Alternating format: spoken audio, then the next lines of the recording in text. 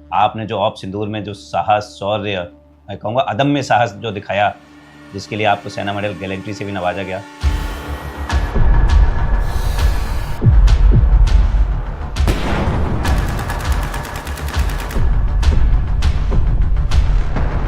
साहब बोला, हाँ साहब क्या हुआ?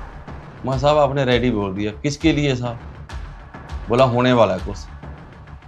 तो उधर से साहब फिर मेरे को पता चल गया अभी कुछ ना कुछ होने वाला है।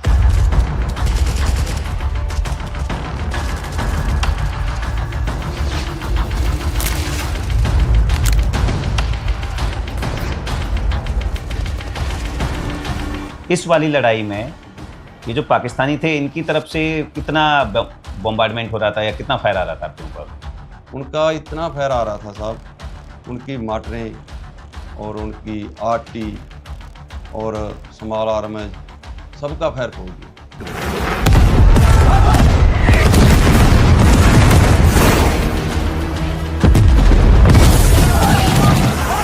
और जब ये फायर खुला, जी, उसके कितनी देर में आपने फायर शुरू किया?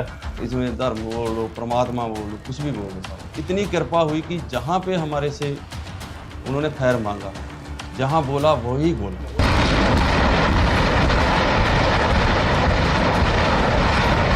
पूरे दिल से बचाया हवा हमने, उनको इतना फोड़ा कि अगर वो अच्छे होंगे तो दोबारा हमारी सेक्शन के साथ पहुंच जाएंगे, हमारी सेक्शन के इंडियन आर्मी के साथ ही पहुंच जाएंगे।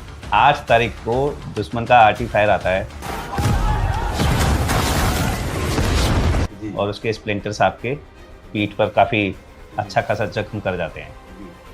तो ऐसा क्या जज्बा था? साहब जब मैं पैदा हुआ मेरे को तब भी पता नहीं है, जब मैंने मरना मेरे को तब भी पता नहीं, तो फिर डरना किस चीज़ से?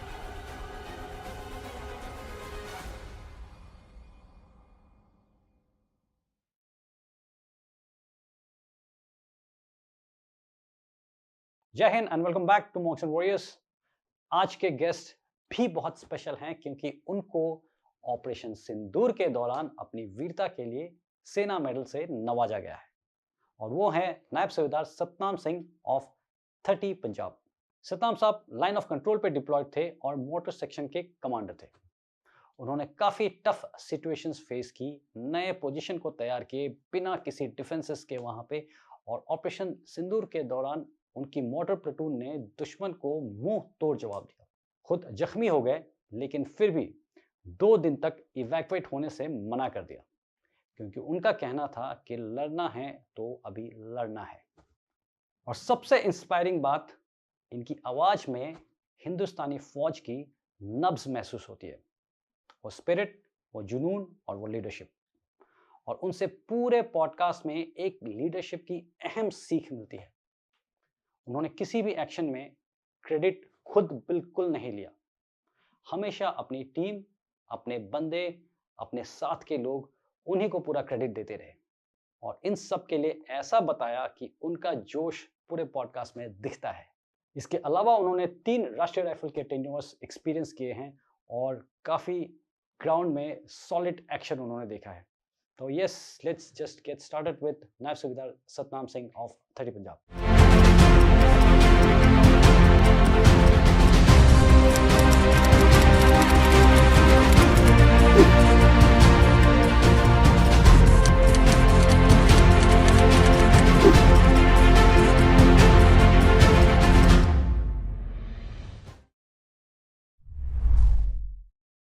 जय हिंद साहब, मॉन्क्स एंड वॉरियर्स पे आपका स्वागत है। और आपने जो ऑप सिंदूर में जो साहस, शौर्य, मैं कहूँगा अदम्य साहस जो दिखाया, जिसके लिए आपको सेना मेडल गैलेंट्री से भी नवाजा गया, ठीक है, वो एक बेहतरीन काम था। बट आपके 25 साल के पूरे करियर में, आपकी नौकरी में, ये शायद आपने पहली बार नहीं किया है। इसका हम आगे डिस्कस करेंगे। 3 बार आपने राष्ट्रीय राइफल के टेन्योर काटे, उससे पहले आप एलसी पे भी रहे हो, तो वहाँ पर इस तरह के काम आप करते रहे हो। और पंजाब रेजिमेंट से हैं आप, मेरा बड़ा ही खास लगा हुआ है, मेरे बहुत अच्छे दोस्त पंजाब रेजिमेंट में हैं, तो उसकी भी हम बातें करेंगे साहब। और वेलकम अगेन। आपका भी साहब, आपके इस चैनल से मैं बहुत ही आभारी कहता हूँ कि आपको मेरे को मौका मिला है और मैं आपका चैनल देखता रहता हूँ, जब भी घर में आता हूँ और दिखाता रहता हूँ आपका, जैसे कि मनजीत सिंह वाइस आरआर का भी आपने बहुत अच्छा किया था। तो मेरे को आपके चैनल पे आके बहुत बहुत बहुत बढ़िया लगा साहब। थैंक यू साहब। थैंक यू साहब। और स्पेशली साहब आपको देख करके ना मुझे पूरे ऐसा लग रहा है हम सिर्फ आपसे नहीं, पूरे हिंदुस्तानी फ़ौज से बात कर रहे हैं, जो फ़ौज का मेन एलिमेंट है, जो उत्साह मतलब जो आपके पर्सनैलिटी में है साहब, मुझे बहुत अच्छा लग रहा है साहब। तो सबसे पहले शुरू करते हैं पंजाब रेजिमेंट के बारे में साहब। पंजाब रेजिमेंट हमारे एकदम सीनियरिटी में भी सबसे पहले आता है जी। और बहुत ही शूरवीर रहे हैं पंजाब रेजिमेंट के। तो सबसे पहले साहब पंजाब रेजिमेंट और आपके बटालियन के बारे में आप क्या बताना चाहेंगे? सबसे पहले तो मैं अपने आप को बहुत ही खुशनसीब समझता हूँ कि मैं पंजाब रेजिमेंट में, क्योंकि पंजाब रेजिमेंट का शायद आपने पहले भी कहीं इतिहास सुना हो कि इन्होंने ज़रूरत पड़ने पर बम्बियों की किश्तियाँ बनाई हैं और बेलचों के तसले जो होते हैं, तसले जो बेलचे होते हैं, उनके उन्होंने पच्चू बनाकर उस ज़माने में चप्पू, समुद्र, हाँ, सप्पू जो बनाकर, चप्पू बना करके। हाँ जी, सप्पू बना करके उस ज़माने में जाके समुद्र को क्रॉस करके हमने लड़ाई जीत प्राप्त की थी। तो उसी पंजाब रेजिमेंट में साहब आपने सुना होगा लौंगोवाला लड़ाई, वो भी पंजाब रेजिमेंट की थी, जिसके चांदपुरी साहब मेजर चांदपुरी साहब कमांडर थे। तो पंजाब रेजिमेंट में साहब मैं 30 पंजाब से हूँ और हमारी जो 30 पंजाब है, हिम्मत हौसला जीत तूफानी 30। इसके साथ-साथ इसके एक बाज भी है साहब, उस बाज का मतलब है बाज की तरह देखना, बाज की तरह चवट मारना और बाज की तरह उड़ जाना। वाह! क्या बात है! क्या क्या बात है! बात हाँ जी, है! मैं उस यूनिट से संबंध रखता हूँ अभी। तो इससे पहले मैं आपको और भी एक बच्चा चीज़ बता देता हूँ कि हमारी जो यूनिट है तूफ़ानी 30, इसमें हर एक जवान आपको बाज की तरह दिखाई देगा। आपके जैसे। जैसे हुँ, नहीं, बहुत बढ़िया साहब, बहुत फ़क्र है हमें साहब कि आप हमारे साथ आए हैं। तो साहब शुरुआत ये करते हैं साहब कि आपका फ़ौज में आना कैसे हुआ साहब? साहब, पहली बात तो मैं आपको आपके माध्यम में बताना चाहता हूँ कि हमारा जो परिवार है, वो फ़ौज का परिवार है। मेरे दादाजी भी फ़ौज में थे और मेरे फ़ादर साहब भी फ़ौज में एएमसी में नौकरी की और उसके बाद मेरे ब्रदर भी 25 पंजाब में थे। तो हमारा परिवार था। तो फ़ौज में होने का जो ख़ास तरीका एक हास्य की बात है साहब, एक मतलब ऐसा लग रहा है कि भई ऐसे भी होता है, एक जो बच्चे के ऊपर कैसे मतलब इंटरेस्ट करती है कोई चीज़। तो मेरे ब्रदर की एक फ़ोटो थी हमारे पास, उसमें उसने AK-47 लेके फिर नीलिंग पोज़ीशन में बैठे थे, लेकिन उसने पा क्या रखा था जो एमएमजी वाले पटे थे। तो वो पटों को देख के मेरे को ऐसे लगता बच्चे को होता है कि मैं एमएमजी की जो बेल्ट चेन होती है बेल्ट चेंज बड़ी-सी होती है, हाँ, उसको क्रॉसिंग बड़ी-बड़ी करके कुछ ऐसे पहन डाल रखा था। आप वो फ़ोटो ज़रूर शेयर कीजिएगा साहब। हाँ, अगर वो मेरे पास मिल जाएगी तो मैं आपको ज़रूर नहीं करूँगा। तो आप अपना खींच के भी शेयर कर सकते हैं। जी साहब जी।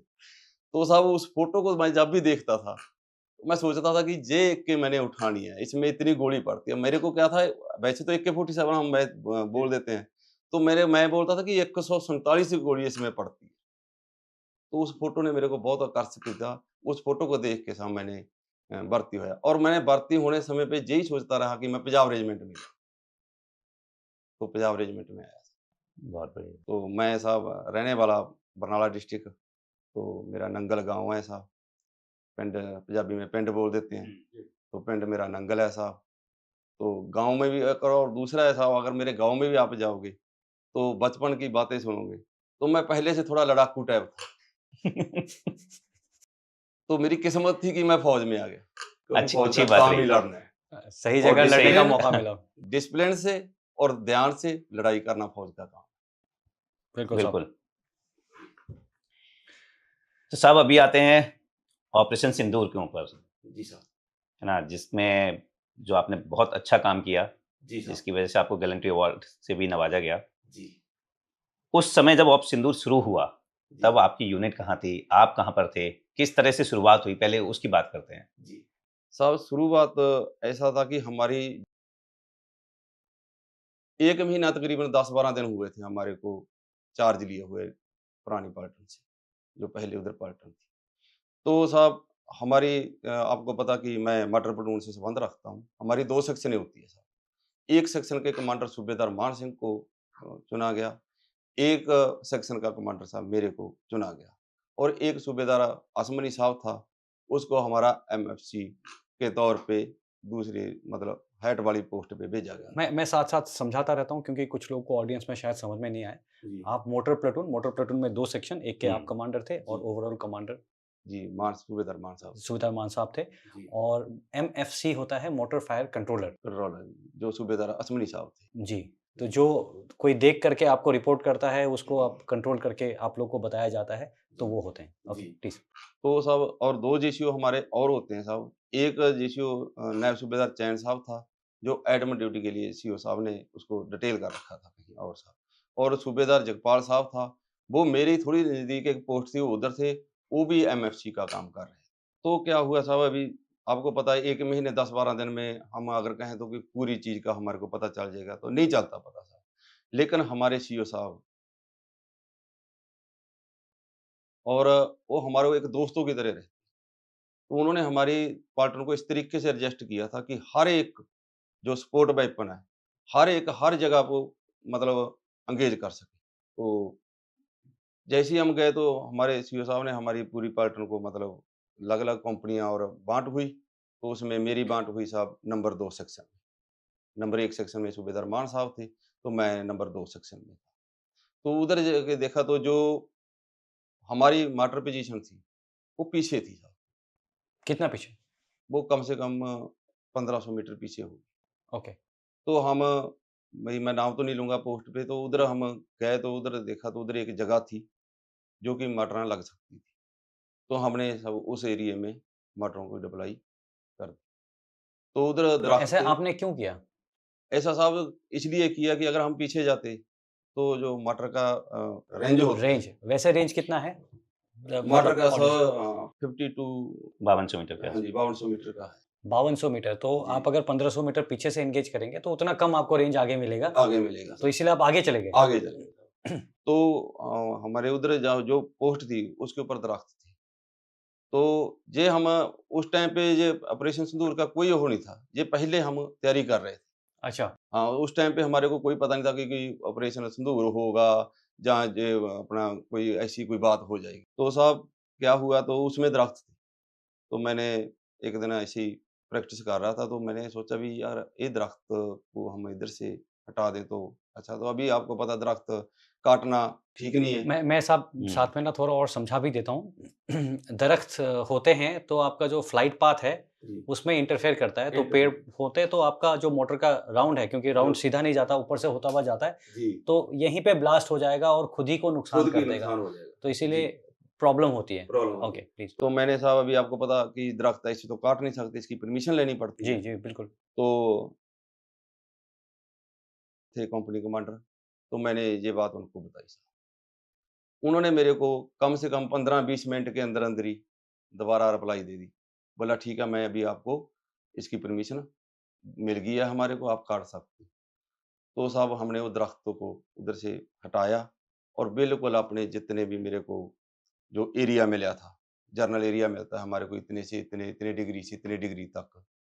तो उस एरिया में जितने थे हमने सभी पे ऊपर पहले ही सिंदूर ऑपरेशन के पहले की बात है साहब, सभी पे हमने एक-एक बार मटर ले करके देखी और उसका हमने जो डाटा होता है, आपने डाटा ले करके देखी साहब, मतलब जो दुश्मन के टारगेट आपने सेलेक्ट किए टारगेट होंगे जी, और उनके ऊपर कि अगर कल को फायर करना पड़ा, तो जी। किस तरह से फायर होगा, कितनी डिग्री पे होगा, कितनी रेंज होगी, वो सारी ड्राई जी, जी, प्रैक्टिस जी, कर लिया हाँ जी। आपने एक वो बार। जर्नल एरिया में हमारे मतलब उसमें टारगेट आते थे साहब। तो हमें उसमें ले करके देखा तो हमने उनका जो बायोडाटा था पहले ही दर्ज करके रख लिया अपने पास। तो मटर साहब 2 तरीकों से ले होती है। एक एपी के तरीके से, एक ट्रैक्टर के तरीके से। तो हमने दोनों तरीकों से ले करके देखा था। एपी क्या होता है? एपी एक डंडा टाइप होता है साहब, उसको गाड़ देते हैं। उसके ऊपर क्योंकि मटर एक ऐसी चीज़ है साहब, ये ले कहीं और होती है, देखती कहीं और है और मारती कहीं और है। ये चीज़ है। ये इसको हम सीधा बोल देते हैं ये टीरी औरत है। हुँ। हाँ, ये टीरी औरत है। वो चाव रखी होएगी चूल्हे में, देखेगी इस तरफ और चीनी पत्ती पतीले के अंदर डालेगी। सेम ही मटर है। पंगे नहीं ले सकते आप। पंगा नहीं ले सकते। क्योंकि ये फीमेल का शब्द आ जाता है इसमें। हुँ, तो साहब कुछ दिन बाद क्या हुआ, अचानक ही सीओ साहब का फ़ोन आया। बोला साहब रेडी रहो। तो रेडी के शब्द में साहब 2 तरह ਦੇ रेडी हो जाता है। एक तो साहब फ़ौज में बहुत जल्दी मतलब एक मज़ाक भी बन जाता है, किसके लिए वर्दी डाल के, जबकि फ़ौजी आदमी हर वक़्त 24 घंटे वर्दी में रहता है। बोलते तू वर्दी पा के आ जाना, एक मज़ाक के तौर पे। इंटरव्यू या हम्म। मार्चअप के या लिए। मार्चअप के लिए, या सज़ा के लिए कह देते हैं साहब हम मीडियम के लिए। एक होता है कि फोड़ना है दुश्मन को, वो भी है। कोई बोलता है उड़ा देंगे, कोई बोलता है फोड़ देंगे, है ना साहब? तो मैंने सीओ साहब थोड़ा मज़ाक में बोल जाते हैं कभी-कभी, तो मैंने दोबारा कॉल की सीओ साहब को। सीओ साहब कहते हाँ साहब क्या हुआ? मैं साहब आपने रेडी बोल दिया, किसके लिए साहब? बोला होने वाला है कुछ। तो उधर से साहब फिर मेरे को पता चल गया अभी कुछ ना कुछ होने वाला ये क्या अटैक के बाद या उसके कई दिनों है, बाद? अटैक के बाद। जी, ओके। तो हमारा एक सिपाही मनोज है, अभी मैं आपको उसकी हिस्ट्री सुनाता हूँ। तो मैंने उनको सभी को बिठा लिया ऐसे, तो मैं कहा भई ऐसे-ऐसे बात है, मेरे को सीओ साहब ने फ़ोन किया, मैंने जवानों से साहब जो चीज़ आती है मैं जवानों से कभी भी उला नहीं रखता और ना ही मैं कभी ज़्यादा दस्तूर करता हूँ, ना ही ज़्यादा मिल के भी रहता हूँ, भई ज़्यादा मिल ही गया या ज़्यादा ही दस्तूर हो गया।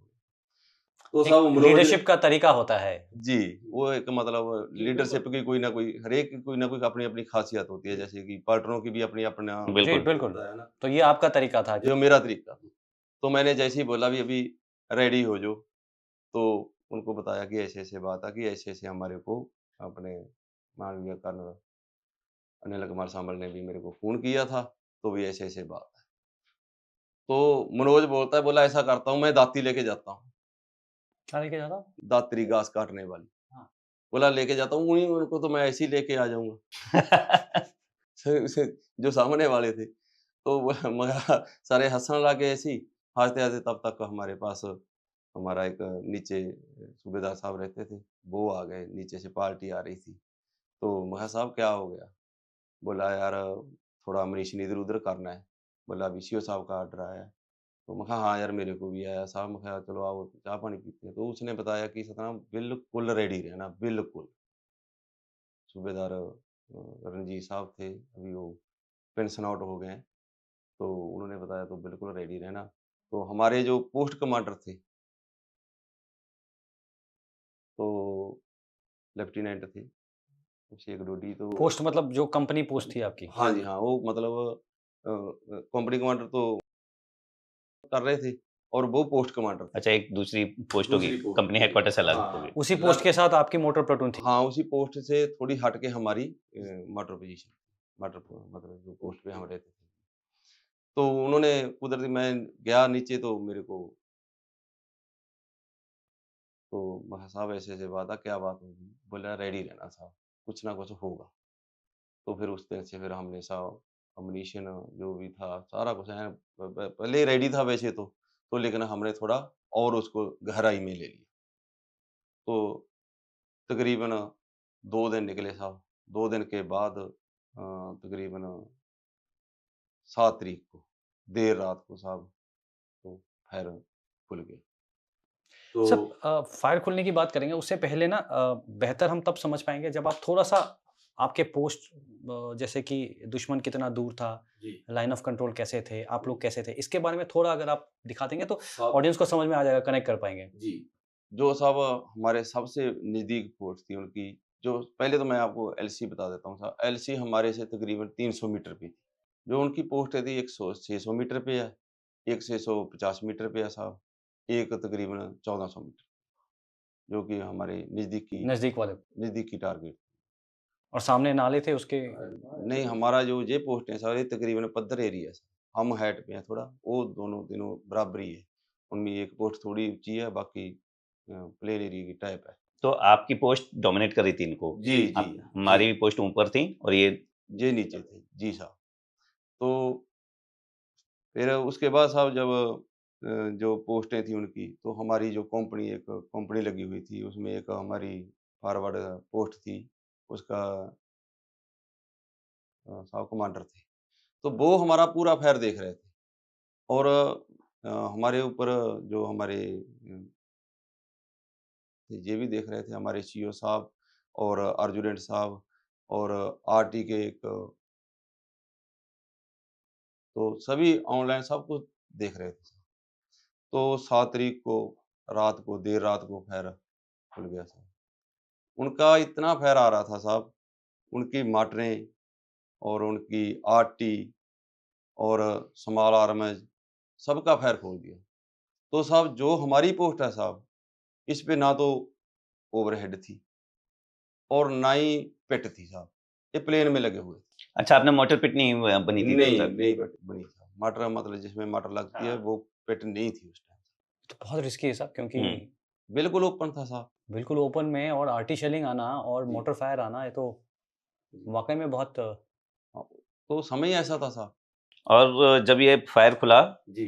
उसके कितनी देर में आपने फायर शुरू किया? जैसे ही उन्होंने फायर किया था उसके बाद आपको पता फौज में एक लहजा होता कि पहले ये फिर ये हाँ। हाँ।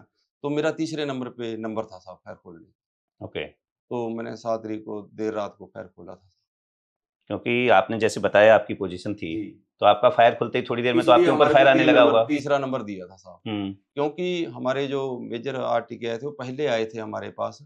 तो जब उन्होंने पोस्ट देखी बोला इधर से फायर नहीं होता, क्योंकि ये प्रेसी में भी लिखा हुआ है सर। हम्म, हाँ जी। किताबों में लिखा हुआ है। हाँ, ये प्रेसी में भी लिखा हुआ है कि जो मोटर रहेगी वो स्मॉल आर्म से बाहर हो तो अभी आप और किसी डोमिनेट हेड के पीछे हो।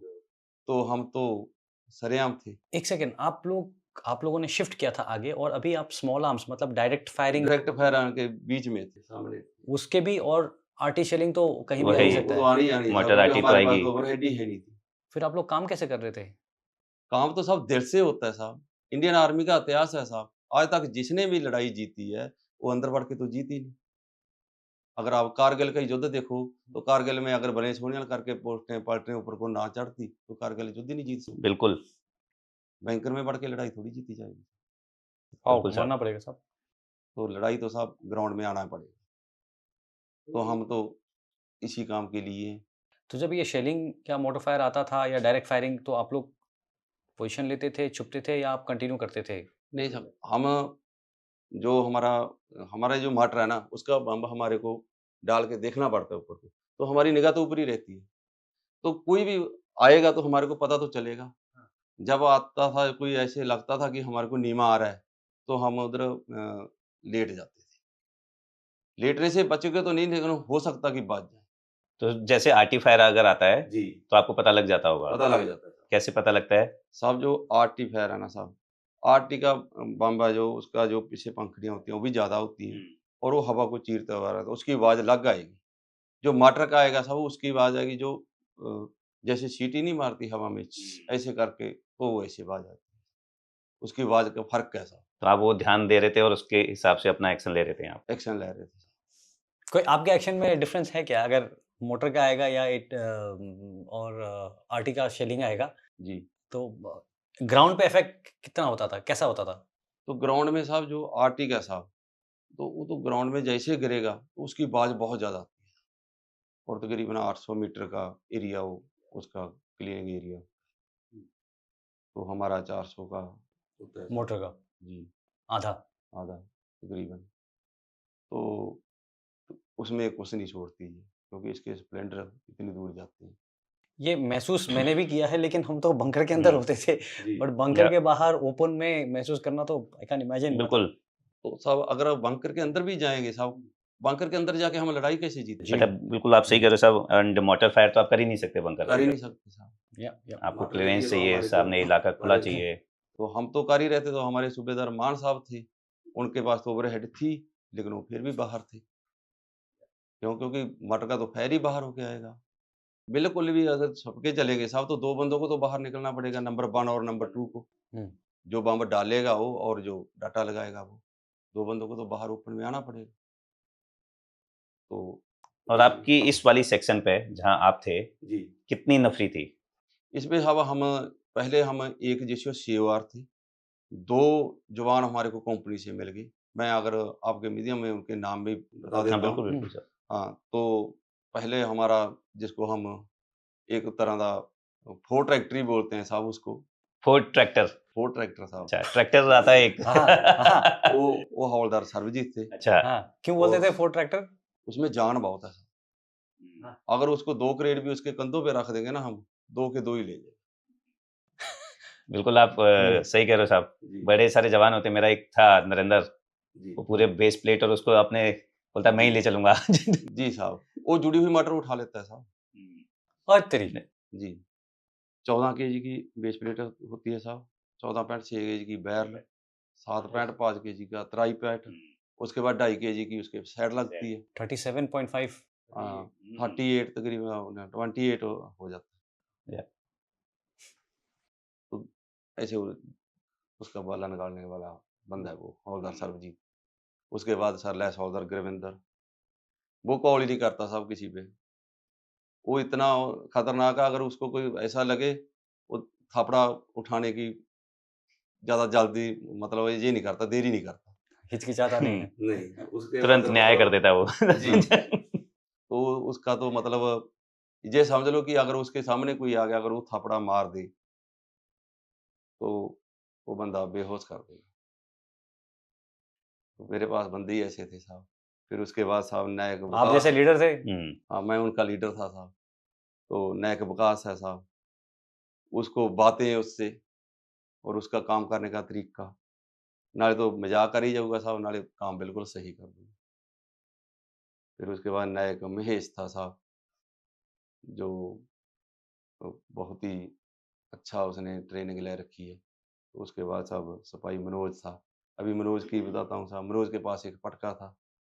वो जब भी फायर करता था, पटका ऐसे-ऐसे हिलाता था। वो जो बोला सिर पे बांधते हैं अपना कॉम्बैट जी, वाला? जी, जी, अच्छा। हाँ, कमांडो वाला। तो वो बोलता था, बोला साहब चलें? इनवी पोस्ट पे तिरंगा लहराएँगे ऐसे। तो ऐसे मज़ाक में साहब फायर कर रही है। उसके बाद साहब सिपाही अक्षय था, जिसने पोस्ट संभाल रखी थी। पोस्ट संभाल रखी थी मतलब? पोस्ट साहब क्या था, हम बंदे थे 1-8 हो गए थे, जो 2 कंपनी में मिला के। तो 1-8 थे, हमारे को बंदे चाहिए थे 8, और जो पोस्ट थी वो खाली थोड़ी छोड़ सकते हैं। उसके ऊपर हथियार लगे हुए थे। लगा हुआ आप लोग तो ओपन में बाहर थे। हम तो हम तो 100 मीटर आगे चले गए थे ना साहब, साइड पे। 100 150 मीटर साइड पे चले गए थे हम तो। तो पोस्ट वही खाली नहीं छोड़ सकते थे साहब। तो पोस्ट के ऊपर सिपाही अक्षय था। तो अक्षय ने खुद ने ही पूरी पोस्ट को सँभाल के रखा है, और उसने उसके पास एलएमजी थी। एलएमजी के ऊपर मैगज़ीन चढ़ा के साहब बिल्कुल रेडी हालत में, बोला आने दे सही, मैं खड़ा हूँ इधर। तो 2 दिन अकेले ही उसी ने 2 दिन साहब उसी ने पोस्ट सँभी है। कोई डर नहीं, कोई भय नहीं, कोई कुछ नहीं उसके अंदर, मान गया मैं उसको। नहीं तो साहब कोई भी सिपाही ऐसे ही डर जाता है, बिल्कुल। ना वो अकेले ही रहा। तो फिर कोड-वार्ड, जैसे हमने कहीं आना है इधर, तो कोड-वार्ड बता के जाते थे। जैसे गिलास की घर वाली गिलासी, तो मैंने गिलास बोला, उसने गिलासी बोल दिया, ठीक है अपने ही बंदे हैं, कोई दूसरा ना आ जाए, इसलिए कोड-वार्ड। तो इतना मतलब उस पार्टी में इतना जोश था साहब, कि अगर हमारे को कोई उस दिन बोल देता ना कि आपने आगे मूव करना है, तो मैं मानता हूँ कि कोई पीछे नहीं हटने वाला। इतना मतलब मोटर लेके आगे चले जाते हैं हाँ, आप। मतलब इतना सिपाहियों में अक्सर था।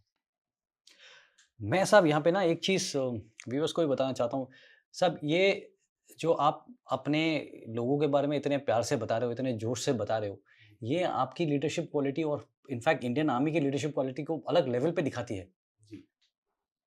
ये जो आपको फ़क्र है, गर्व है अपने लोगों की, कैसे ये जोश, यही है साहब जो मेन फैब्रिक है, जो पूरे यूनिट को छोटे-छोटे जैसे आपका सेक्शन को जोड़ करके रखना।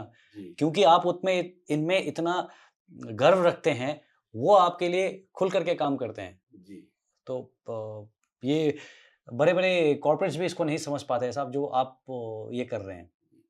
मुझे हमें बहुत खुशी या है। इंडियन आर्मी में साहब यही तो है एक, इंडियन आर्मी में साहब जो सबसे अच्छा डिसिप्लिन भी है, और मेल मिलाप करने का तरीका भी इंडियन आर्मी में सीखता बिल्कुल हुँ। है। जो मेल मिलाप से रहेगा साहब, वो ज़्यादातर फौजी कहलाए। सही कह रहे हैं आप। इतना हाँ। डिसिप्लिन सही है। और जीने की एक सेध देती है इंडियन आर्मी, कि जीना कैसे है और लड़ना कैसे है। क्योंकि इधर इसमें लड़ाया भी डिसिप्लिन से जाता है। नहीं तो सिविल में देख लो, लड़ाइयाँ होती है। फौजी फौजी के साथ लड़ेगा, उसका डिसिप्लिन होगा। और सिविल सिविलियन के साथ लड़ेगा, उसका ये नहीं पता कि कोई साथ में डला ही पड़ा हो, जो मिट्टी का या ईंट का, वही फेंक दे उसकी तरफ। लेकिन फौज में बोलते हैं चुप कर, देख ला फिर, नहीं तो तेरे को मैं आगे ले जाऊंगा। बिल्कुल। हाँ। आगे कहाँ लेके जाना हो तो फिर आपको पता ही है साहब, है ना? आगे किसके पास जाएँगे? अपने वो भी आगे नहीं फौजी है, हो, अपनी फौजी हैं। वो भी फौजी है। तो ये मतलब एक डिसिप्लिन की लड़ाई होती है। साहब आपके पास इस हालात में नफ़री होनी चाहिए थी जी, और आपके पास नफ़री जी, किस तरह से आप फायर कर रहे थे? बिकॉज़ जब फायर करती है मोटर, तो अगर जी। स्लो फायर भी करते हो तो 6 से 8 राउंड हर मिनट में कर रहे हैं जी, और रैपिड में आप लगभग 20 तक पहुँच जाते हो। जी। तो फिर कौन एम्यूनिशन ला रहा था, कौन एम्यूनिशन डाल रहा था जी। 4 उसमें? जी साहब, आपने जो सवाल किया तो मेरे लिए तो उस टाइम के मतलब सोचने में तो बहुत कठिन सवाल है जी। तो हम सब 4 ट्यूबों में फायर करना था और बंदे हम 8 जिसमें मैं प्लॉटिंग में भी लग जाता था साहब। तो हमारा जो हवलदार प्लॉटिंग आप मतलब साथ-साथ समझाना पड़ेगा, सॉरी। प्लॉटिंग मतलब सब जो हमारे को टारगेट मिलता है, उसका एक जीयर मिलता है, किसी भी चीज़ का। मैप रेफरेंस मिल मैप रेफरेंस तो उसको कोड डिकोड किया जाता है, प्लस माइनस में लिया जाता है, तो फिर उसके बाद साहब वो मतलब मतलब उसको आप उसका मार्क करते थे, फिर उसको मार्क डायरेक्शन देते हाँ थे जी, जो हाँ जी। तो चाहिए। फिर ओके। उसका निकाल के फिर उसको रेंज और डिग्री भी बताना पड़ता है। तो साहब क्या था जो जिसको मैंने आपको बोला हवलदार सरबजीत सिंह, तो ये और एक जो आपको मैंने नायक विकास बोला था, ये दोनों क्या करते थे पहले इस मटर में फायर करते थे, जैसे ही इस मटर से फायर कर दिया, दौड़ के दूसरी मटर के पास चले जाते। इन्होंने 2 मोटर संभाल रखी। 2 मटर से मार रखी थी साहब। Oh my goodness! इसीलिए साहब सरबजीत हवलदार को फोड़ बोल नॉर्मली आप एक ही को फायर करते हैं, वेट जी, करते हैं, फिर जी। उसको लोड करते हैं जी, और ये एक जगह लोड करता है, फिर वो दौड़ता है दूसरी जगह, वहाँ जाके लोड करता है। जी। तो है तो नज़दीक-नज़दीक ही लगे हुए थे, लेकिन साहब 2 मटर चाहे बिल्कुल नज़दीक ही हो, चाहे 1 मटर इधर हो, चाहे 1 इधर हो, लेकिन साहब फायर करना ही बहुत बड़ी बात है। हाँ, हाँ, वही 2 बंदे 2 मटरों पे फायर कर रहे हैं और उधरले 2 बंदे उधरली 2 मटरों में फायर कर क्योंकि रहे उस हैं। पे वो फायर कर रहा है, उसका एम्यूनिशन का भी उसका हाँ जी। रेंज लगा रहा है, सेट कर रहा है, डाटा लगा रहा है। डाटा भी दिखा रहा है सर, उसमें फायर करने के बाद जो उसका पेन होती है, उसको भी सँभालना उसको होता सँभालना है है, बिल्कुल। और गिनती भी होनी चाहिए, कितना हो गया। अभी क्या कई बारी क्या होता है कि जैसे फायर है, जैसे हमारे से फायर करते-करते बीच में एल माँग लिया। बोले इल फाइल करो फलानी पोस्ट पे किसी पोस्ट को दूसरी को चाहिए था। हो सकता है उन्होंने देखना हो कि इल ये होता है इल्यूमिनेशन, जब इल्यूमिनेशन होता है लाइट कि लाइट या जलाने की कोई हाँ, हाँ। ज़रूरत होती इन्वर्टर का तो काफ़ी अच्छा ऐसा इल्यूमिनेशन होता है। है, हाँ जी। तो बीच में एल माँग लिया और इल का माँगा था 1 राउंड, तो ये ज़रा हास्य की बात है साहब, तो दोनों मास्टरों ने एक-एक कर दिया। 1-1 कर दिया, 2 इल कर दिए। तो उधर चाननी-चानन कर दिया उस एरिये में, जहाँ जिन्होंने माँगा था। तो सीओ साहब को बोला, सीओ साहब कोई बात वो कह रहा चाँदनी चाहिए, चाँदनी हुआ ना, कोई बात नहीं बोला। आप शुरू रखो और दूसरी बात ये थी साहब, हमारी जब हम फायर कर रहे थे इसमें धर्म बोल लो, परमात्मा बोल लो, कुछ भी बोल लो साहब। इतनी कृपा हुई कि जहाँ पे हमारे से उन्होंने फायर माँगा, जहाँ बोला वही गोला। जहाँ पे टारगेट उन्होंने दिया हमारे को, गोला बिल्कुल एक्यूरेट उधरी। साहब ये इसलिए भी था क्योंकि आपने बहुत पहले आकर वहाँ पे सारी वो प्रैक्टिस कर ली थी। जी। सारे अपने टारगेट आइडेंटिफ़ाई कर लिए थे, सारे ले कर लिए, मार्क कर लिए, हर तरह से प्रैक्टिस कर ली। जी। ठीक है? अब हाँ, मैं कहूँगा कि उसके बाद में भी क्या होता है कि जब लड़ाई के हालात होते हैं तो बड़ी तरह का प्रेशर होता है। जी। ठीक है? तो उसमें भी आपका बहुत अच्छा फायर गया फिर भी। जी। तो बाकी तो साहब मेरा जो मेरी डेट थी, जो मैंने आपको नाम लिए इधर 6-7 बंदों के, तो इनमें इतना वो था कि ये बोलते थे कि फायर बंद ही ना हो और उतना फायर खुलने का दुःख नहीं किया इन्होंने जितना बंद होने का किया। सही बात है साहब 10 तारीख को मेरे को मैं तो 10 तारीख को मतलब चला गया था, लेकिन जितना देर मैं पोस्ट पे रहा, बोला साहब अब बंद नहीं करना चाहिए था। अब ये और करना था। इतना मतलब गुरूर था अंदर। वो तो अंदर जाने को Yes. तो तैयार थे। दूसरा आपको बताता हूँ जो हमारी पोज़ीशन थी साहब उसमें गाड़ी जाने की जगह नहीं। हमने अम्युनिशन कंधों पे लेके आए दूसरी पोस्ट से जाके। तो 8 तारीख की बात है साहब 8 तारीख को बोले साहब मेरे को ये मनोज बोला, जो मनोज सिपाही था, बोला साहब अम्युनिशन और मँगा लो। अम्युनिशन मँगा लो बोला अगर फायर हो गया तो ठीक है नहीं तो वापस चला जाएगा। बोलते हैं कई बारी जूनियर की भी बात सुन लेनी सुन चाहिए। लेनी चाहिए साहब। तो मैंने उसी बात को लेकर मैंने साडे जो टूआई साहब थे, उनको बोला कि साहब अम्युनिशन चाहिए। बोला ठीक है आ जाएगा। तो मैंने बोला साहब तो अम्युनिशन आ गया। तो अभी क्या हुआ साहब, तो आपको पता होगा 9 तारीख को सुबह फायर खोल दिया था दोबारा पाकिस्तान ने। तो उस फायर के दौरान क्या, फायर खोलने से पहले हम रास्ते में थे, एमिनेशन ला रहे थे। अम्युनिशन लेने गए थे। तो हमारे को उस टाइम साहब ने 6-7 बंदे अपनी पोस्ट से भी अम्युनिशन ढोने के लिए दे दिए थे। तो अभी फायर भी जा रहा है साहब ऊपर से। हम नीचे से अम्युनिशन लेके जा रहे हैं। तो ये विकास बोल रहा है, बोला नानका मेल चलिया, उनको बता दो बुला पालो पटाके जितने पाने। नानका मेल मतलब हाँ। मतलब कि नानका मेल जैसे भांजी की शादी में जाते हैं ना, हाँ। नानके।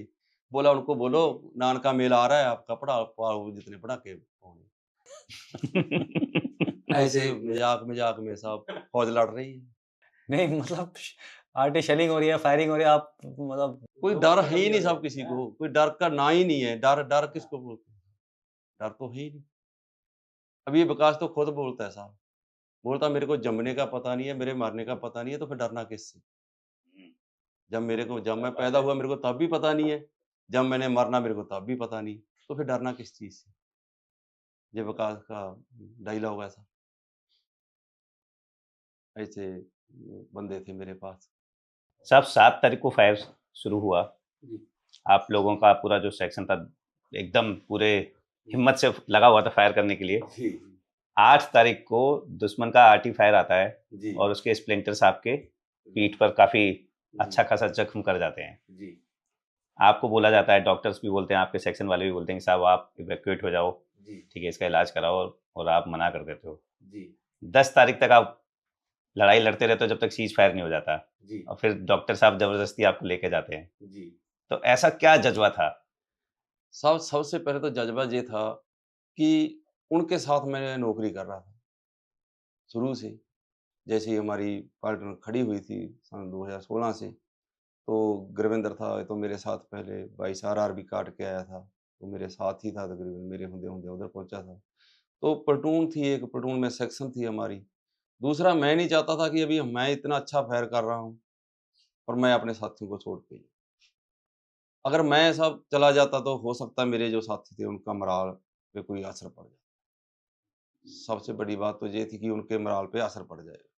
दूसरा ये था कि मैं उनको, इसमें मैं का शब्द तो नहीं है, हमारी मतलब डेट का शब्द दिया कि हमारी डेट इतनी घुल गई थी ना, तो दिल ही नहीं किया कि डाउन हो जाऊँ। मेरे को जैसे मैंने कंपनी कमांडर को बताया, सीओ साहब को बताया, सीओ साहब का फ़ोन आया, फिर ब्रिगेड कमांडर ने सीओ साहब को पूछा, सीओ साहब ने मेरे को बोला कि ब्रिगेड कमांडर पूछ रहे हैं कि आप पड़राल हो जाओ।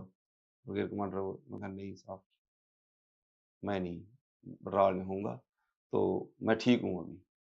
बोला ठीक है आप फ़ोटो भेजो। फिर मैंने जो पोस्ट पे गया, पोस्ट पे जाने के बाद जो सिपाही था उसको बोला फटाफट पट्टी कर।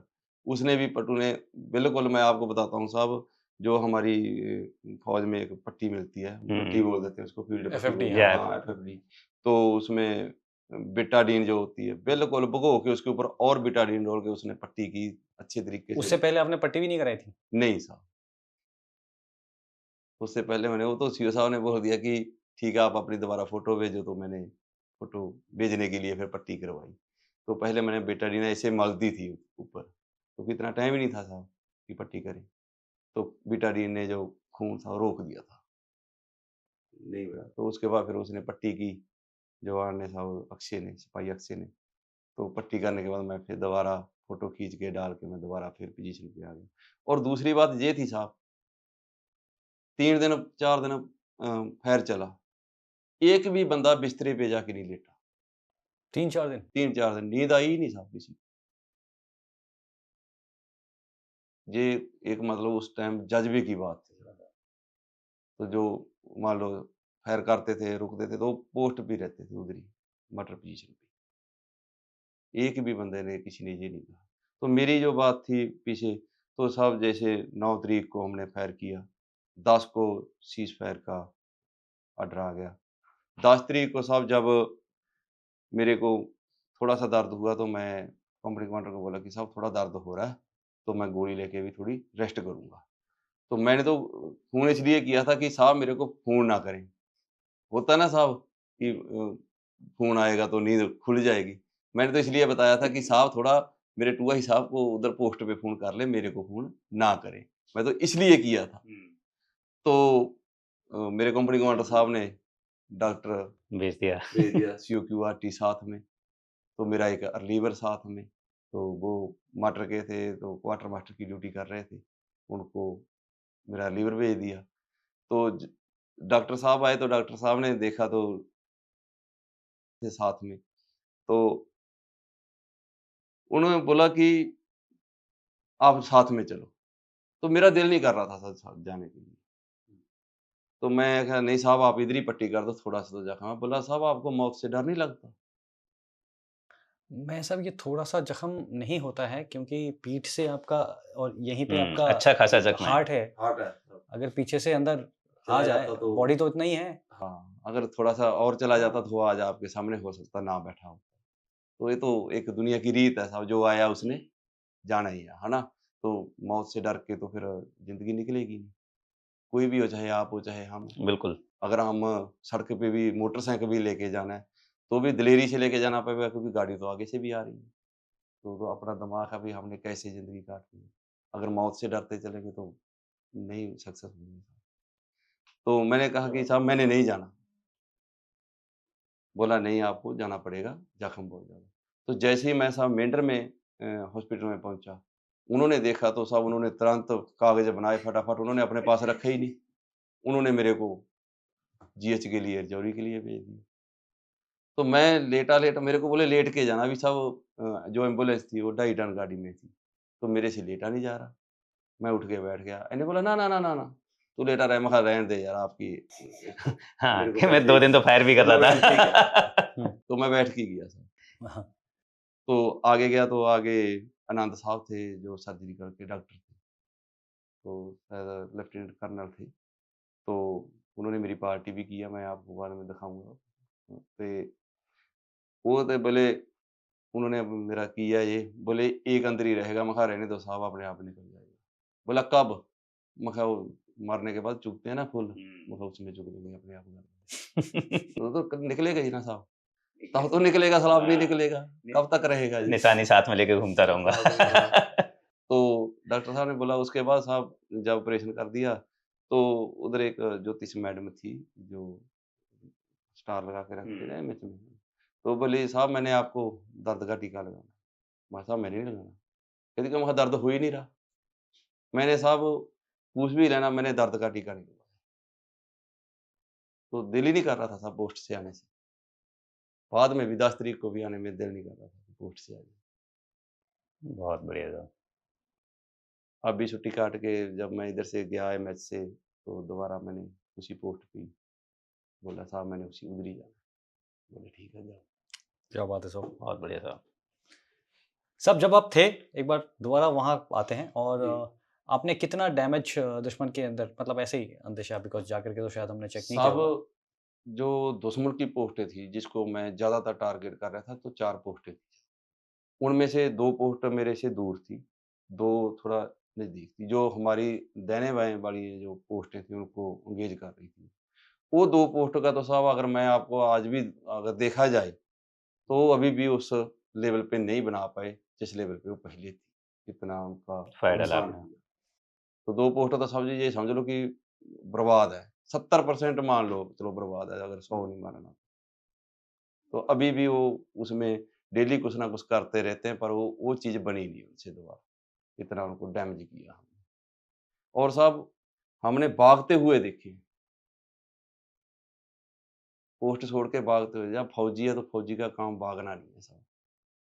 अगर वो फौजी थे तो भागना नहीं, वो भागते हुए देखे। हुँ। कितना उनकी पोस्टों को हमने नुकसान करा। और ये दिल से बचाया साहब, और सामने से उनको इतना फोड़ा कि अगर वो अच्छे होंगे तो दोबारा हमारी सेक्शन के साथ पंगा नहीं लेंगे। हमारी सेक्शन क्या इंडियन आर्मी के साथ ही पंगा नहीं लेंगे। साहब मैं तो ये कहूँगा कि आपकी सेक्शन ने, पलटन ने और पूरी भारतीय सेना ने शायद बहुत ही उम्दा काम किया, जी, है ना? पूरी सेना ने भी। और हम 1947 के बाद और उससे पहले भी जी, और जहाँ-जहाँ भारतीय सैनिक गए वहाँ ऐसा ही काम करके आए हैं। जी, इस वाली लड़ाई में जी। ये जो पाकिस्तानी थे इनकी तरफ से कितना बॉम्बार्डमेंट हो रहा था या कितना फायर आ रहा था आपके ऊपर? साहब उन्होंने पहले जैसे खैर खुला साहब, तब तो उन्होंने ऐसे लगा था भी बहुत खोल दिया। तो जैसे ही 1-2 घंटे हुए, तो साहब उनका क्या बिल्कुल मोराल डाउन हो गया। क्योंकि उनका एक भी पहले मतलब 7 और 8 तारीख को उनका कोई भी मतलब बम, ना आरटी का, ना मॉर्टर का, किसी पोस्ट पे ऊपर नहीं गिरा। वो ऐसे ही हवा में ही कर रहे थे। बस डाल दिया, छोड़ दिया, डाल दिया, छोड़ दिया, दाहिने-बाएँ कर रहे थे। तो 9 तारीख को सुबह वाले में थोड़ा 1-2 हमारी पोस्टों पे आए, लेकिन वो बिल्कुल वो भी ना के बराबर। तो उनका रिस्पॉन्स इतना अच्छा नहीं था। हमारी इंडियन आर्मी हावी थी उनके ऊपर। आपको क्या लगता है ऐसा क्यों हुआ होगा? साहब ऐसा एक तो उनका जो मेरे हिसाब से तो जो उनकी फ़ौज है, उसमें इतनी काबिलियत नहीं है। जैसे हमारी इंडियन आर्मी के अंदर जोश भर देते हैं और ट्रेनिंग है, ट्रेनिंग के बाद अपना आप अपने पे निर्भर है। हमारे साहब उनके अफ़सर भी हो सकता है ज़्यादा टोक-टाक करें, हमारे अफ़सर हमारे साथ होते हैं। हम तो इंडियन आर्मी में सबसे बड़ी ख़ासियत ये है, हम तो अफ़सर के साथ बैठ के खाना खा लेते हैं। ये सब आप जो कह रहे हो ना बिल्कुल मतलब मुझे भी ये लगता है कि हमारे यहाँ जो आपस की संबंध है हमारा जी, अफसर का, जेसीओ, जवान सबका, जी। उसमें कोई अंतर नहीं है। नहीं है। पोस्ट पे एक साथ खाना खा रहे हैं, एक साथ रह रहे हैं, रह एक रहे हैं। जैसे मतलब और बिल्कुल वही सेम भाषा बोल रहे हैं। जी, गोरखा अफसर गोरखाली बोलता है, भले ही जी। वो रहने वाला साउथ इंडिया का हो। साउथ इंडिया ठीक का। है, तो हमारा तो मतलब कोई अंतर नहीं है उस तरह से और नहीं। आपस का बहुत ही अच्छी टीम भावना है। सबसे बड़ा जी, और दूसरा शायद एक और जो चीज़ मुझे लगती है कि वो कहते हैं ना कि धर्म और अधर्म वाली लड़ाई, जी, कि शायद हमें पता है कि हम सही चीज़ के लिए लड़ रहे हैं, जी, है ना? जी। तो उसका भी बड़ा अंतर पड़ जाता है। हाँ, साहब उसका अंतर ये पड़ जाता है साहब जैसे कि मान लो अभी सिंदूर ऑपरेशन को ही हम मुख्य रख लेते हैं। ज़्यादातर हमारे अंदर गुस्सा यही चीज़ का था। है ना? अभी एक फौजी का धर्म जो होता है साहब सैनिक है। मैं सिख हूँ, मैं सिख की बात करूँगा, तो मेरे लिए भी इतना अच्छा नहीं है, रिस्पॉन्स नहीं है। तो साहब मैं जो हमारा धर्म सैनिक था, यस। तो सैनिक धर्म के अभी हमारी पंजाब रेजिमेंट है साहब। पंजाब रेजिमेंट में आपको हर एक धर्म के लोग और जैसे हमारी आरआर है, उधर तो मोहम्मदी भी हैं। तो एक मोहम्मद कह रहे हैं कि यार ये गलत हो रहा है, जहाँ एक हिंदू कह रहा है कि ये गलत हो रहा है, एक सिख कह रहा है, एक ईसाई कह रहा है, हम सभी इकट्ठे रहते हैं। शताब साहब थोड़ा फ्लैशबैक करते जी, हैं। आप अभी जो नायब सूबेदार सतनाम सिंह सेना मेडल इतने निडर हैं, जी, जो कहते हैं कि मुझे बिल्कुल मौत से डर नहीं लगता। जी। शुरुआत से क्या आप ऐसे थे या आप याद कीजिए कि आप पहली बार जब ऑपरेशन में गए या आपने फायर फाइट देखा होगा, जी। तब वो वाले सतनाम सिंह कैसे थे? साहब मैं आपको पहले मैं बहुत ही नर्म आदमी था। बिल्कुल मतलब क्योंकि घर में घर के कुछ हालात होते हैं बंदे के, तो मैं उस हिसाब से था। तो लेकिन निडरता मेरे में इसलिए थी कि जो मेरे दादाजी थे, वो गाँव में किसी से डरते नहीं थे। वो जो दादाजी थे जो गाँव में किसी से डरते नहीं थे, वो मेरे दादाजी के ब्रदर थे। वो मतलब उन्होंने शादी नहीं की थी, उसका नाम था बाबू सिंह। वो डरते नहीं थे। जो मेरे दादाजी थे वो फ़ौज में थे, लेकिन ये दादाजी मेरे फ़ादर मतलब दादाजी के ब्रदर थे। इन्होंने शादी-शुदी नहीं की थी, ये कुँवारे थे। तो मैं ज़्यादातर इनके साथ ही रहता था। तो मेरे में ज़्यादातर मेरे वो दादाजी वाले गुण हैं। बोलना है तो सामने बोलना, नहीं तो नहीं बोलना। तो डर तो सर बहुत दूर की बात है, डर तो है ही नहीं, किसी भी चीज़। तो ज़्यादातर डर निकल गया मेरा जब मैंने 3 से 5 जब हम 2002 में कुलियाँ में गए थे, पोस्टिंग में इधर नाम ले लेता हूँ कुलियाँ आरएसपुरा में पड़ता है, तो मैं सिपाही था। तो उस टाइम पे ये सद्भावन वाला चल रहा था। सद्भावना? सद नहीं जो संसद में अटैक हुआ था। हुँ। तो उस टाइम पे मैं आगे फॉरवर्ड में गया, तो उसी रात हमारे पे इतना फायर आया। ज़रा माहौल को समझाइए। क्या आप कहाँ मतलब एडम कॉनवॉय लेकर के गाड़ियों में जा रहे थे या फुट पेट्रोल में कहीं आगे जा रहे नहीं, थे? नहीं साहब हमारे को जैसे ही जंग छोड़ सेंटर में हमारे को ट्रेनिंग से जब ट्रेनिंग कर रहे थे, तो हमारी एडवांस ट्रेनिंग अभी हुई नहीं थी, हम 28 दिन की छुट्टी काट के ही गए थे। तो जाते ही हमारा एक 7 दिन का हमारा कैंप करवाया, उसके बाद हमारे को जोंटो में भेज दिया। तो हमारी ट्रेनिंग है जो तो एकदम पहली बार आप यूनिट में जा रहे हो, तभी हो गया हाँ, था? तब की बात बता रहा हूँ साहब 2001 की, 2002 की। हाँ। हाँ, तो अब तो हम जैसे कुलिया में पहुँचे, कुलिया से हमारे को आगे ले गए, आगे जाने के बाद हमारे को आगे भेज दिया। ग्रानी, फुट में, गाड़ियों में? हाँ, पिंड पड़ता है इधर आरएसपुरा में, ग्रानी पड़ता है। तो जैसे ही हम उधर गए, जिस रात हम उस पोस्ट पे गए उसी रात फायर आ गया। तो उस रात से हमारा डर खत्म हो गया। उसके बाद साहब हमारी पार्टनर उधर से मूव हुई, मेंढर में चली गई। तो उधर साहब मैं आपको बताता हूँ, उधर क्या था, एक हमारा सिपाही था उस टाइम पे, जसवंत सिंह, तो वो घातक में था, घातक। घातक था, और मैं ब्रेवो कंपनी में ऑपरेटर था, मैं सिग्नल में था। तो सिग्नल ऑपरेटर जो कंपनी कमांडर के साथ कंपनी में कमांडर के चलते हैं, साथ उनसे बात कराता है जी, हेडक्वार्टर में। जी। हाँ, तो उस टाइम पे हमारे मतलब अभी, लेकिन उस टाइम पे वो नए अफसर थे। जी। हाँ, वो उस टाइम पे शायद वो कैप्टन थे। तो मैं उनके साथ था। तो सर वो जसवंत की जो पार्टी थी वो कहीं किसी दूसरी पोस्ट से आ रही थी ऐसे, तो हम अपनी पोस्ट से जाना था। तो इधर एक मिलिटेंट बैठा था। तो जसवंत सिंह ने देख ला, उस मिलिटेंट की उधर पिठ थी। तो जसवंत सिंह ने देखा कि अगर इसको मैंने फायर किया तो ये मेरे को मार देगा, क्योंकि वो उसको अपने राउंड का पता था मेरे मैगज़ीन में कितने हैं। तो उसने उसके बट मारा, बट मारने के बाद उसको जप्फा मारा। अच्छा। हाँ, अगर वो जसवंत सिंह को अभी तो मेरे को पता नहीं भी कैसे हो गए, हो सकता है भारी हो गए होंगे, लेकिन उस टाइम तो बिल्कुल पतले और कद के सोटे। हमारी तरह। हाँ, बिल्कुल पतला और कद का छोटा था, और इतना जज़्बा दिखाया, उसने छोड़ा नहीं उसको। उसके साथ में फिर साहब उसने उसको न्यूट्रलाइज़ कर दिया। न्यूट्रलाइज़ करने के बाद उस दिन मेरा फिर और डर खत्म हो गया, क्योंकि जो आएगा, आएगा तो आदमी ही। अगर 206 हड्डियाँ उसमें हैं, तो 206 मेरे में हैं। वो एक मारेगा तो 2 तो मैं मारूँगा ही। तो और भी डर खत्म हो गया। आपको मानना पड़ेगा, आपने राष्ट्रीय राइफल में 3 बार। जी साहब, मैंने साहब अपनी ज़िंदगी में ज़्यादातर नौकरी फील्ड में की। तो मेरे 3-4 साल ये जो पीस के हैं, तो पीस अच्छा नहीं लगता था आपको? मेरे को लगता ही नहीं साहब, पीस में मैं रहने नहीं चाहता। मैं साहब पहली बार 53 आरआर में गया था। जनरल इलाका कहाँ था ये? ये साहब हमारा नागम पड़ता है उधर, श्रीनगर में, उसको नागम बोल देते हैं। उधर था, उधर ही हमारा टेक हेडक्वार्टर था, और उस टाइम पे शायद शायद उधर था, मेरे भी याद नहीं है। हाँ जी।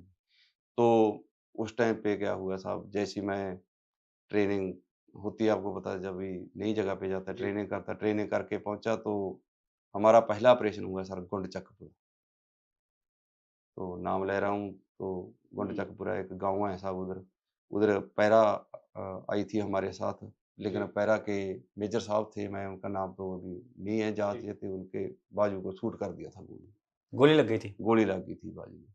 तो उसको साहब, तो क्या मैं उस टाइम पे सीओक्यूआरटी में था। हमारा काम था जिस टारगेट में, टारगेट के अंदर मिलिटेंट है, उस टारगेट को आईडी लगाना सीओक्यूआरटी का काम था। अच्छा। बनाते थे इंजीनियर वाले, लगाते थे हम। सतगुरु था एक, एक नछत्तर था, एक मेरी यूनिट में अभी 30-50 में है, नायब सूबेदार बलविंदर साहब, तो और मैं, हम उस डेटे में थे। तो उस गुंडचकपुरा ऑपरेशन में फिर हमने 2 उग्रवादियों को न्यूट्रलाइज़ किया। कैसे होता है ये ऑपरेशन? ये ऑपरेशन साहब हम जा रहे थे, तो रास्ते में सीओ साहब को कॉल आई थी किसी की, कोई मतलब इन्फॉर्मर सोर्स है। होगा। हाँ, एंट की कोई, है ना? तो उस टाइम पे तो सिपाही था, अभी तो पता ये चल गया तो अभी क्या-क्या होता है ना? तो सीओ साहब बोला अभी ठीक है, डेल्टा कंपनी को बताता हूँ। तो उधर डेल्टा कंपनी और चार्ली कंपनी ने घेरा डाला सर उस गाँव को। तो पहले क्या था साहब, अभी और पहले से फ़र्क पड़ गया। पहले क्या था, काजी से हुक्का दबाते थे, पूरे लोगों को इकट्ठा करते थे, लेडीज़ को अलग बैठाते थे। अभी क्या, अभी मोहल्ले वाइज़ ही करते हैं। अभी टारगेट को सीधा वो करते हैं। तो उस टाइम पे थोड़ा ऑपरेशन करना थोड़ा ज़्यादा कठिन था। क्यों? क्योंकि सिविलियन के बीच में ही। जी। और ज़्यादा एरिया, बड़ा हुँ। एरिया घेरते थे, ज़्यादा जी। लोग लगते थे। जी। तो उधर गया, तो उधर देखा, जैसे ही उसको घेरा साहब, जब तब पता चला कि जो इक्को कंपनी की पेट्रोल गई थी, वो उसी घर में पानी पी के गई थी। कब? उसी गुंडचकबरा नहीं, जब ऑपरेशन। मिलिटेंट्स थे हाँ, तभी ये पानी पहले पे। 1 घंटा पहले। ओ तेरी! हाँ, तो तब पता चला कि ये यार इन्हों तो इधर तो पानी पिया है। वो बंदे जो मेरे साथ थे वो बता रहे थे, बोले इधर तो हम पानी पी के गए थे, इधर तो है ही नहीं कुछ भी। तो जैसे ही उसको घेरा डाला तो उन्होंने एक्चुअली क्या वो मिलिटेंट मान लो उनको ना, तो वो डरे हुए थे क्योंकि फौज इतनी ज़्यादा के लाख, तो क्योंकि उधर से डेल्टा कंपनी और चार्ली कंपनी पूरा घेरा पै गया, तो डर गए थे, तो उन्होंने फायर खोल दिया। तो फायर की खोला तो वो 2 दिन चला था वो ऑपरेशन। अच्छा 2 दिन फायर कर रहे हैं अंदर 2 से। दिन चला था। तो 2 दिन ऑपरेशन चला था, तो पहले दिन हमारे को उनको नहीं कुछ भी कर पाए। कारण क्या था? कारण वो बिल्कुल पक्का मकान था साहब, पक्का मकान होने के कारण करके, तो फिर बोले बोले ठीक है इसको ऊपर से सर्च करेंगे। ऊपर की सर्च के दौरान पैरा आई थी, तो ऊपर की सर्च के दौरान जैसे ऊपर से सीढ़ियाँ होती है ना साहब, जैसे ही नीचे उतरा, एक मैं और बताता हूँ साहब पैरा का, कि इंडियन आर्मी के ये रूल है। रूल मान लो जहाँ इसको निडर था मान लो, सबसे आगे अफ़सर था। अफ़सर मेजर साहब पहले चढ़ा, फिर उसके बाद नायक चढ़ा, 2 बंदे ऊपर से चढ़े, 2 पिछली खिड़की से जाने थे, तो तब तक उसने फायर कर दिया, तो मेजर साहब से बोला गया। तो लेकिन फिर भी लगने के बाद भी मेजर साहब ने ग्रेनेड फटा दिया, ग्रेनेड फेंक दिया उनके ऊपर। ग्रेनेड फट गया जिसमें एक स्टूडेंट घायल हो गया, एक बच गया। तो फिर बाद में साहब जब वो मेजर साहब तो चले गए थे एमएच वगैरह में। उनको ऊपर से निकाला कैसे? क्योंकि वो तो ऊपर से चढ़े थे। मेजर साहब ने साहब खुद आया था, हाथ में गोली लगी ना? हाथ में गोली लगी थी, खुद उतरा था वो, हम्म। खुद ही आ गए थे दोनों नीचे, उसको निकाला किसी ने नहीं, खुद ही आए।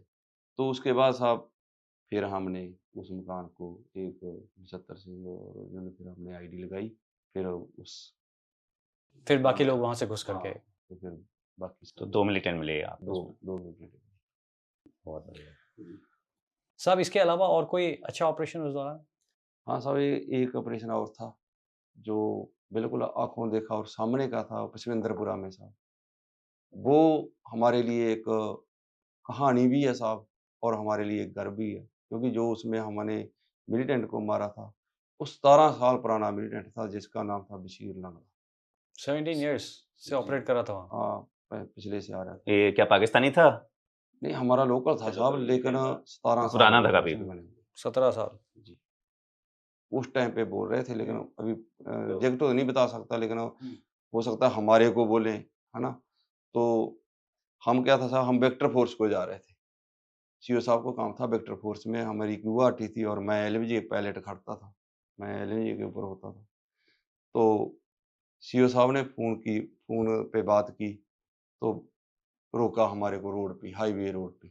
बोला पचमेंद्रपुरे में बशीर लंगड़ा, और उसको बिल्कुल ध्यान से वो करना, किल करना। तो ठीक है साहब। तो हम जैसे ही सर पचमेंद्रपुरा में गए, अभी जिप्सी ज़्यादा दौड़ती है साहब, और जो जोंगा होता है वो कम दौड़ता है। अभी सीओ साहब लाल पीले हो रहे हैं, गुस्से हो रहे हैं, क्योंकि होता है साहब किसी हाँ को भी। ऑपरेशन है जब। अगर आप मान लो हम रेस लगाने लग गए, है ना? आप मेरे आगे आ रहे हो तो मेरे को आप पे गुस्सा आएगा कि मेरे आगे आ रहे हैं, है ना? तो हमारी आगे चलती थी, तो सीओ साहब ने साइड करवाती और आगे अपनी ले गए। तो हमने वो जोंगा इतना बजाया उस दिन, उतना चोंगा मैं कहना ज़िंदगी में वो भागा नहीं होगा जितना उतना हमारे ड्राइवर ने भगाया उसको। तो जैसे ही हम पचमेंद्रपुरा में गए साहब, ऐसे वो मकान था, उसके आगे क्या टी बनती थी साहब ऐसे रास्ते की। इधर से रास्ता आया, एक इधर को मुड़ जाता था, एक इधर को मुड़ जाता था। जो मकान था वो इधर था, तो इधर जो ऊपर था ना साहब, उधर मिलिटेंट खड़ा था। जैसे ही इधर गया तो सीओ साहब को उसने निशाना बनाया। तो मंगा था साहब 26 पंजाब का, उसने सीओ साहब को दोनों हाथ से पुछ किया और कंध के साथ लगा दिया। इधर एक कंध थी, तो सीओ साहब नीचे गिर गए, और जैसे ही नीचे गिर गए तो मंगा भी नीचे हो गया। तो पीछे एक हमारा बीम बोलते थे, उसके पटके पे गोली लगी साहब इधर, और पटके में डंग पड़ गया, लेकिन वो गोली अगले कोई अटक बच गया वो पटके की वजह से? हाँ, पटके की वजह से वो बच गया। तो कर्नल अपना सीओ साहब रणजीत साहब जो बाद में ब्रिगेडियर बन गए, जेई थे खुद। तो उधर सर वो कितना 20 मिनट का ऑपरेशन था हमारा। गए 10 बंदे हमने आसे-पासे लगाए, और जैसे ही हम मकान को बोले बोले ठीक है, मकान दूसरा था साहब जो पशुडारे वाला, बोला इसको आग लगाओ। जैसे ही हमने उसको थोड़ी-सी आग लगाने की कोशिश की, वो भागा, तो हमारा नायक था, उसका मैं नाम भूल गया। तो मेरे को एक बार वो सूबेदार बने हुए थे, मिले थे, लेकिन मैं उनका नाम भूल गया। सूबेदार अभी तो सूबेदार बन गए थे। तो उसने फायर किया एलएमजी का, एलएमजी उठाकर। उठा के हाँ जी, जैसे राफेल का करते हैं, तो एलएमजी उठा के फायर किया और बशीर लांगड़ा और उसका साथी दोनों ओह उधर ही ढेर कर दिए। क्या बात है। और 15-20 मिनट का ऑपरेशन था साहब। एक कहानी तरह है जी, और हमारे को गर्व भी होता कि हमने इतना पुराना मिलिटेंट और 15 मिनट में खत्म। और सीओ साहब को बचा दिया। सीओ साहब को बचा दिया। जिसकी क्यूआरटी नियुक्त जिसके लिए होते हैं वो काम भी उधर हो गया। अमेजिंग। उसके बाद साहब आप दोबारा से 53 आर गए कुछ सालों बाद, जी साहब। और फिर से आपने वहां पे ऑपरेशन में हिस्सा लिया। जी साहब। वो वाला ऑपरेशन एक बार बताइए। साहब जब मैं दोबारा कुछ सालों के बाद दोबारा आरआर में गया, उस टाइम पे हमारे जो सीओ साहब थे 25 पंजाब के थे, और ब्रिगेड कमांडर जो पहले सीओ साहब थे हमारे, पिछले टेन्योर में आपके 53 आर हाँ, के 53 आरआर के जो सीओ साहब थे वो हमारे ब्रिगेड कमांडर बन के आए। हाँ जी, जी साहब, जो 23 पंजाब के थे। तो इधर मैं थोड़ा 2 मिनट आपको और बताता हूँ। जब ये हमारी 53 आरआर में आते थे तो मैं इनके सामने नहीं आता था। अच्छा। हाँ, हाँ। और मैं आया भी नहीं, पूरा टर्न और काट के आ गया, मैं ब्रिगेड के सामने नहीं गया। अच्छा, ऐसा क्यों?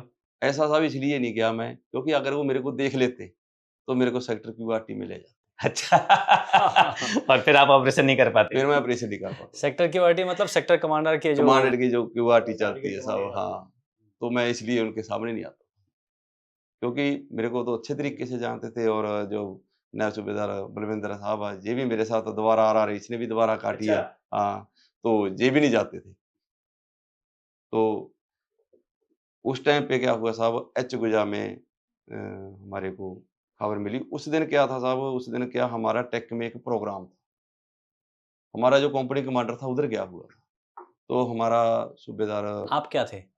मैं तो साहब उस टाइम पे तो लैंस नायक था। आप लांस नायक थे। लैंस नायक था साहब। जब पहले आरआर काटिया तो मैं आप सिपाही था। मतलब नॉर्मल कंपनी के हाँ, आपकी टीम जो जाती है उसमें आप लांस नायक थे। जी, जी, जी। तो मैं जब दोबारा आरआर काटिया साहब तो मैं अल्फा कंपनी में था। 53 आरआर की अल्फा कंपनी में, मैं लोकेशन का नाम तो भूल गया। कोई बात नहीं। हाँ, तो कंडीशन से ऊपर थी वैसे। तो जब मैं उधर हम गए तो हमारा जो था, उसके पास एक सिविलियन दौड़ता हुआ आया, हमारे गेट के पास आ गया, बिल्कुल।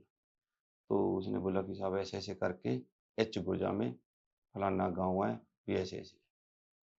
तो रंजीत साहब ने भी साहब उस टाइम पे बहुत दिमाग से काम लिया। उसने कंपनी कमांडर को बताया, और पूरी की पूरी जो उधर पार्टी गई हुई थी, वो भी उधर से मूव होगी और हम भी हो गए। अभी साहब जो एच गुजा क्या था, बाग था ऐसे। बगीचा। हाँ, बगीचा जिसको मतलब सेब बोल देते हैं, ऐसे बगीचे टाइप था। तो क्या हुआ साहब, इस मकान में थे। जैसे ही उसने देखा कि फौज आ गई, उसने अपनी एके रखी कंधे पे, फायर करता हुआ भाग रहा। लेकिन वो इधर से भाग रहा था, हमने क्या किया, हम इधर को भागे साहब ऐसे, मतलब दूसरी तरफ को भागे। तो ऐसे गए तो उधर से वकास था लड़का, लहने का वकास था, और एक कमलजीत था अभी। तो उन्होंने क्या किया, इधर हम 3 हो गए, 2 वो थे। तो कमलजीत और वकास ने क्या किया, जैसे ही मिलिटेंट उनकी रेंज में आया तो वकास ने फायर किया, तो मिलिटेंट के इधर लग पीछे में, उधर ही डाउन कर दिया उसको। तो वो ऑपरेशन हमारे लिए ये था कि उसके उसके अंदर मैं सीनियर था, ये दोनों सिपाही थे, मैं लेफ्टिनेंट था। तो हमारे को तीनों को एक एरिया दे रखा था और खड़े थे हम अकेले के लिए, आप लोग स्टॉप में थे। स्टॉप में थे। तो हम तीनों अकेले में थे, वो एरिया हमारे तीनों की जवाबदारी थी और मैं सीनियर था। तो मेरे को उसमें सबसे बड़ा ये हुआ कि हमको तीनों को इधर बाँटा, तो हमने दुश्मन को किल कर दिया। तो डर और भी खत्म हो गया। तो वो ऐसे फायर कर रहा था तो आप बिल्कुल उसके पीछे जाते तो जी। चांसेस थे कि गोलियां लग जाती। तो आप लोग बड़े स्मार्टली साइड से गए जी। और वहां से एंगेज किया। Very nice. उसके बाद साहब आप का मन नहीं भरा, आपने कहा कि 2 आरआर टेन्योर अभी और भी जाया जा सकता है। जी। तो जब आप हवलदार बने जी। तब आप 22 आरआर गए। जी, इसमें साहब मैं वॉलंटियर गया था। हाँ, है ना, 22 आरआर आपने वॉलंटियर किया, और 22 आरआर जहाँ पर है जी। सोपोर मतलब काफी जानी जाती है बाईस आर बाईस बहुत RR, अच्छे रिकॉर्ड्स हैं। जी एंड उस समय जो आपके सीईओ थे वो मेरे साथ वाले मेरे नमरी थे, जी जी और वहां पे भी आपका एक बहुत अच्छा ऑपरेशन हुआ। जी साहब, ये जो 22 RR आपने नाम लिया, इसमें वॉलंटियर गया था। इसमें वॉलंटियर जाने का कैसे सबब बना, कैसे मेरी किस्मत खुली? मैं तो खुली किस्मत बोलूँगा, क्योंकि हर एक को 22 RR काटने का मौका नहीं मिलता साहब। तो मैं साहब योगा कोर्स पे गया था। योगा पूना में था, तो उधर मैंने योगा कोर्स किया था। तो योगा कोर्स करके आया, तो मेरे यहाँ आने तक क्या हुआ कि एक वैकेंसी आई आरएसआई। मैंने आरएसआई कोर्स भी कर रखा है सर, रेजिमेंट सिग्नल इंस्ट्रक्टर। हाँ जी सर, रेजिमेंट सिग्नल इंस्ट्रक्टर जी। तो रिजल्ट तो थोड़ा ठीक है, लेकिन किया हुआ था। तो वैकेंसी आई थी 22 RR की कि सिग्नल हवलदार चाहिए। तो सिग्नल हवलदार सूबेदार रणजीत साहब, तो एक हमारे जरनैल साहब थे, जो कि बाद में एसएम को रिटायर हुए हैं, ऑनरी कैप्टन हो बन के रिटायर हुए नहीं। तो वो कुदरती ऐसे खड़े, तो मैं उस टाइम पे क्या था, मटर में आ गया था। जब योगा कोर्स किया तो मैं मटर में आ चुका था। तो मेरे को बोले यार आरएसआई उधर एक हवलदार जाना है, बोले नवीन को भेज देते हैं। जो मेरे से सीनियर है हवलदार, उसका नाम नवीन कुमार है, अभी नायब सूबेदार नवीन बोल देता हूँ, क्योंकि अभी वो नायब सूबेदार है। तो उसके फादर की कोई प्रॉब्लम थी, वो जलंधर में जाना चाहता था, लेकिन सूबेदार जरनैल साहब उसको 22 RR में भेजना चाहता था। तो मैं कहा साहब आरएसआई चाहिए ना उनको, तो मैं हूँ, तो मेरे को भेज दो। मटर में तो मैं अभी गया हूँ, मटर में तो मैं अभी बाद में भी काम सीख लूँगा, लेकिन आप मेरे को भेज दो। बोला हाँ यार, ये तो बात हमारे दिमाग में नहीं आई। तो साहब मैं फिर उधर से मैं टेक हो गया 22 RR। तो साहब मैं रहा पीछे सोपुर में। तो सोपुर में रहा तो सीओ साहब तो मेरे को बीएचक्यू प्लटून में बाँट दिया पहले तो। तो बीएचक्यू प्लटून की ड्यूटी की साहब फिर मैंने उधर। तो बीएचक्यू प्लटून में मेरे को मतलब एक अंदर से आग सी लगी कि यार नहीं, मजा नहीं आ रहा। मज़ा नहीं आ रहा था।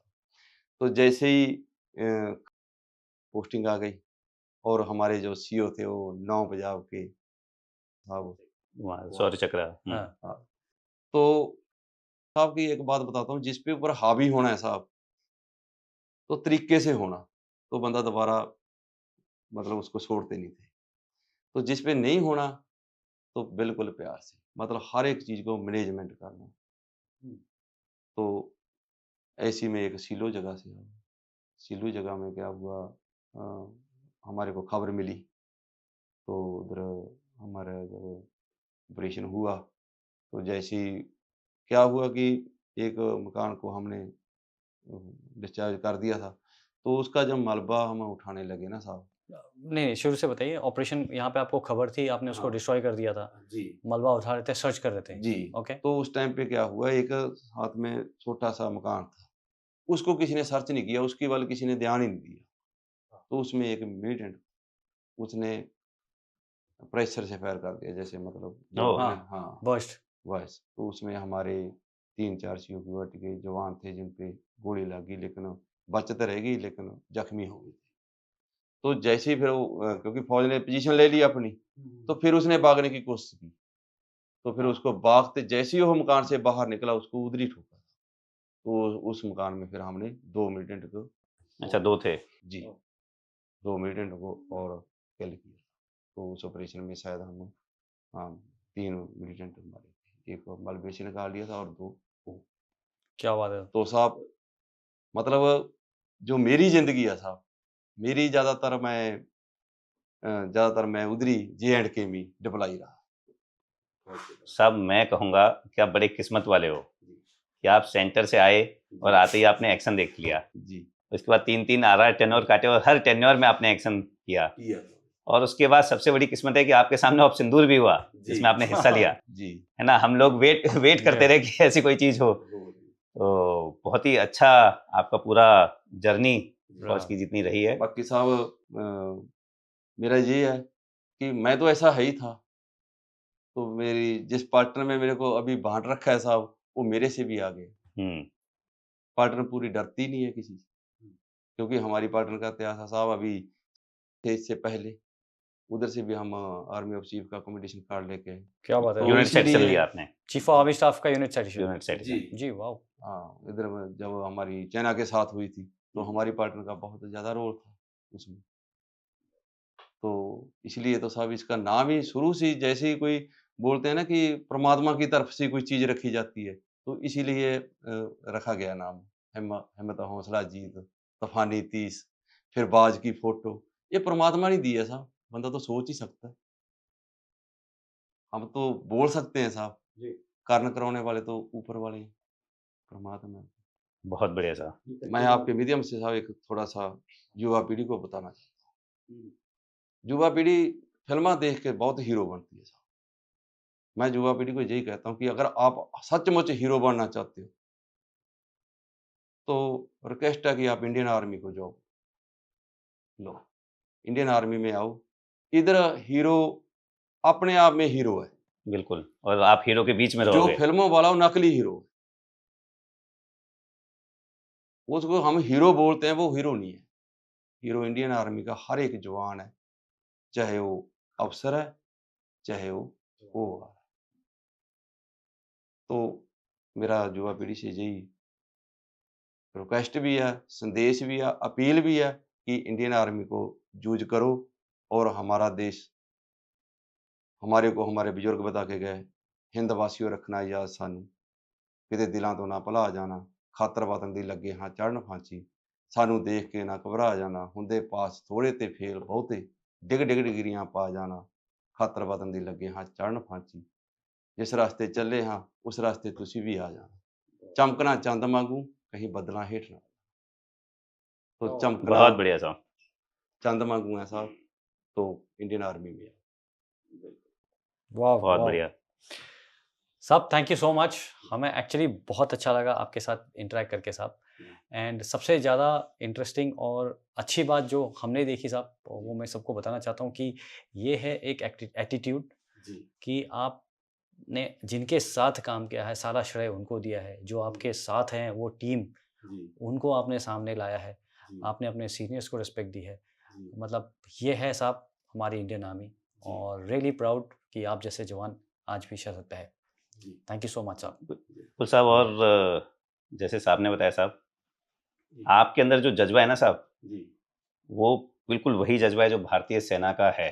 जी आप रिफ्लेक्ट कर रहे हो उस चीज़ को, भले ही वो इंटरपर्सनल रिलेशंस हैं कि जेसीओ ऑफिसर जवान के, सही है। या जो लड़ने की वो है ना कि चाह है, चाहता है ठीक है, कि अगर कोई गलत चीज़ होगी तो लड़ेंगे, जी है ना। जी तो बिल्कुल बहुत ही अच्छा लगा साहब। थैंक यू साहब। थैंक यू साहब, बहुत बहुत धन्यवाद साहब। जय हिंद साहब। जय हिंद साहब।